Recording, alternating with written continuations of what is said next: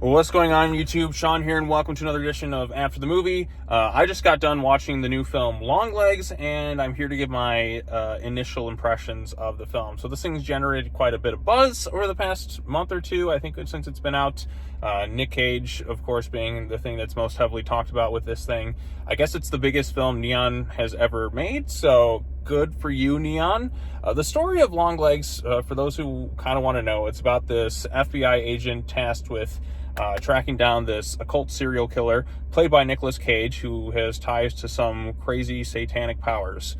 It's not exactly like a really scary film, at least I didn't think so, but it's kind of more akin to something you'd see like a Silence of the Lambs type deal with, you have this FBI agent who's kind of similar to like a Clarice Starling, but she also kind of has like a clairvoyance to her. She sees things that other people don't really see, and she seemingly has ties to the serial killer known as Longlegs, played by, of course, the one and only Nic Cage.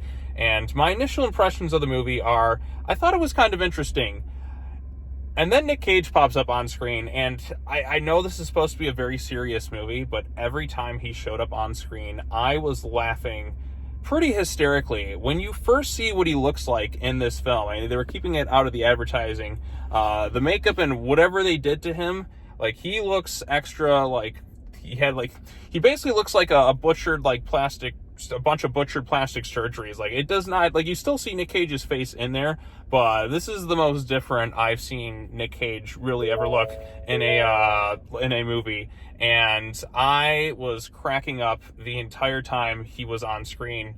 And like I said, I thought it was genuinely, like, really kind of funny, at least when he was on screen. There's some effective stuff in here. I kind of like the procedural detective aspect to the story, trying to figure out all the connecting dots. That stuff is fine. I also kind of thought it was cool that there's a lot of hidden images in the background. Like, you see the silhouette of like a shadow of like the devil that comes in, and there's like involves possession. Like, it was an interesting way to kind of take like the supernatural, like, detective story.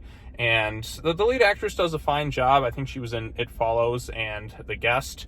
At least that's what Micah Monroe is her name. She's fine. This is also kind of like a period piece film, so it's set early on in the 70s, and then it's set in the 1990s. And they don't really play too much around with it. It's like, I mean, they don't have cell phones. That's kind of one of the things that they don't have going on here. But then there's other things where I'm kind of questioning, like, why aren't you turning on the lights instead of, like, why does everyone have to work in, like, such dark shadows for specific things? When a serial killer leaves a note at your house, why aren't you immediately calling for backup? There's a few questionable things like that kind of take me out of the film, and Nic Cage is entertaining, like, he's hilarious, but I think I'm supposed to take him seriously. But when he's going around singing and screaming and looking like he does in the film, it's I'm sorry, I just find it funny. I do kind of also have issues with the ending. I feel like the movie definitely ended a little bit soon, not to get into like full spoilers, because I think this is one that's like, I know some people really dig it and it's kind of worth checking out. Oh boy, somebody's driving pretty loudly there. And there's some good aspects to it for sure. I just feel like there was a good 10 to 15 minutes that you could have kind of taken like into this movie and kind of done a little bit more with it. So because it cuts a little bit short. So good stuff.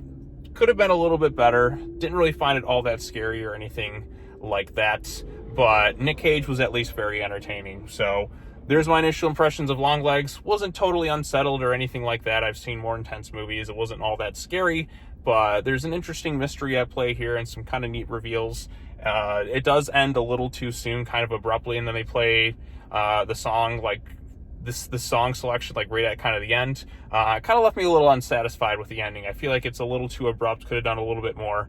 But, like, there's still some good aspects to it. Like I said, Nic Cage's over-the-top wacky performance just had me chuckling the whole time.